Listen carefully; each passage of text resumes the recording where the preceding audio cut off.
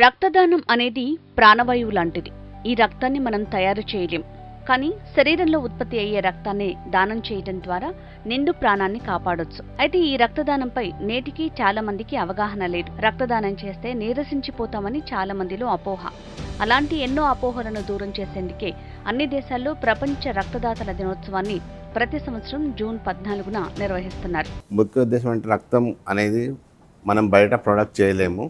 ఏదైనా మానవ శరీరం నుంచి వచ్చే రక్తమే కాబట్టి రక్తదానం చేయడం అనేది చాలా ఇంపార్టెన్స్ అనే విషయం తెలియజేయడానికి కనుకని ముఖ్యంగా ఉద్దేశం ఏంటంటే కొన్ని బ్లడ్ గ్రూప్స్ చాలా మటుకు అవైలబిలిటీలో ఉండవు. మనం బ్లడ్ అనేది వేరే వాళ్ళ ద్వారా తీసుకుంటేనే కానీ మళ్ళీ వేరే వాళ్ళకి ట్రాన్స్ఫర్ చేయగలుగుతాం. కాబట్టి రక్తదానం అనేది చాలా ముఖ్యం. మెయిన్గా వచ్చినప్పుడు డోనర్ని ఏం చేస్తామంటే ఫస్ట్ స్క్రీనింగ్ చేస్తాము. ఏజ్ గ్రూప్ 18 to 60 years వాళ్ళు ఇవ్వగలచ్చు.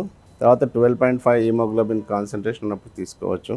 మిగతా వాళ్ళకు వీళ్ళు కానప్పుడు కొద్దిమంది మాత్రం డెఫరల్స్ కింద తీసుకుంటాము. దాంట్లో టెంపరీ డెఫరల్స్, పర్మనెంట్ డెఫరల్స్ వేరువేరుగా ఉంటారు. టెంపరీ అంటే హిమోగ్లోబిన్ తక్కువ ఉన్నప్పుడు తీసుకోము. తర్వాత మ్యాలిగ్నెన్సీ ఉన్న వాళ్ళకి మాత్రం పర్మనెంట్ డెఫరల్స్ కింద తీసుకుంటాము. మిగతా వాళ్ళందరినీ ఒకవేళ ఈ ఎలిజిబిలిటీ క్రైటీరియా కిందకి వచ్చిన వాళ్ళను బ్లీడ్ చేసుకుంటాం, మనం కలెక్ట్ చేసుకుంటాము.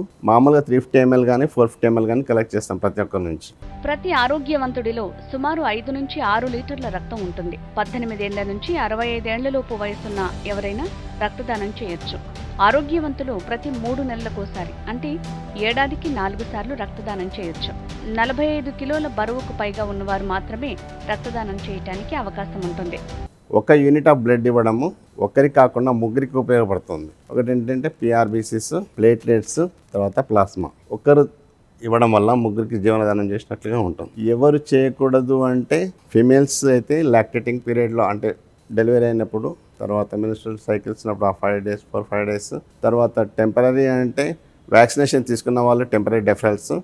పర్మనెంట్ ఏంటంటే పర్మనెంట్ డెఫరల్స్ మ్యాలిగ్నెన్సీ ఉన్న వాళ్ళు, హెమటలాజికల్ మ్యాలిగ్నెన్సీ ఉన్న వాళ్ళు మాత్రం పర్మనెంట్ డెఫరల్స్ వాళ్ళ నుంచి రక్తం ఎలాంటి పరిస్థితుల్లో మేము తీసుకోవడం జరగదు. ఎవరైతే ఎలిజిబుల్ క్రైటీరియాకి ఫిట్ అవుతారో వాళ్ళ నుంచి మాత్రమే బ్లడ్ తీసుకుంటాము. అందరి శరీరాలు రక్తదానానికి అనువు కావు. 18 సంవత్సరాల వయసు దాటిన వారి దగ్గర నుంచి మాత్రమే రక్తం సేకరిస్తారు. దీర్ఘకాల రోగులు, పసిపిల్లలు, పెద్ద వయసు వారి రక్తం దానానికి స్వీకరించడం మంచిది కాదని వైద్యులు చెప్తున్నారు. బ్లడ్ తీసుకున్న తర్వాత ఎలిజిబుల్ క్రైటీరియాకి వచ్చిన తర్వాత వాళ్ళ నుంచి 350 ml కానీ 450 ml కానీ depending on the weight and eligibility criteria చూసుకొని తీసుకుంటాం. తీసుకున్న తర్వాత వాళ్ళని ఏం చేస్తామంటే ఒక 1/2 hour టైం బ్లడ్ క్యాంప్లోనే ఉండేటట్టుగా చూస్తాము. బ్లడ్ అనే సెంటర్లో ఉండేటట్టుగా చూస్తాము. 1/2 hour వరకు మళ్ళీ ఒక రిఫ్రెష్మెంట్ జ్యూస్ కానీ ఫ్లూయిడ్స్ కానీ లేకపోతే బిస్కెట్స్ అలాంటివి ఇస్తాము. 1/2 hour వరకు డ్రైవ్ చేయొద్దని చెప్తాం. యాక్చువల్గా అయితే 6 hours వరకు డ్రైవ్ చేయొద్దు. డొనేషన్ చేసిన తర్వాత ఆ రోజు ఆల్కహాల్ తీసుకోవడం అలాంటివి అవాయిడ్ చేయాలా. ఎక్సర్సైజ్, స్ట్రెయినర్స్ ఎక్సర్సైజ్ చేయకూడదు. మామూలుగా వచ్చిన వాళ్ళు తొందర పెట్టినా కూడా 1/2 hour వరకు ఖచ్చితంగా బ్లడ్ సెంటర్లో ఉండేట్టుగా చూసుకుంటాం. ఒకటి ఏంటంటే రక్తదానం చేయండి, మిగతా వారి జీవితాలను కాపాడవచ్చు. మనిషి ప్రాణం ప్రమాదంలో పడినప్పుడు బాధితుడిని కాపాడేది ఈ రక్తమే. అయితే సరైన గ్రూప్ రక్తం సరైన సమయానికి దొరికినప్పుడే రోగిని మనం కాపాడుకోగలం. అంత గొప్ప విలువైన సాధనం ప్రతి మనిషి ఒంట్లోనూ నిరంతరం రక్తం రూపంలో ప్రవహిస్తూనే ఉంటుంది. అందుకే రక్తదానంపై ఇటు ప్రభుత్వాలు అటు స్వచ్ఛంద సంస్థలు అనేక రక్తదాన శిబిరాలు నిర్వహించి ప్రజల్లో అవగాహన కల్పిస్తున్నారు.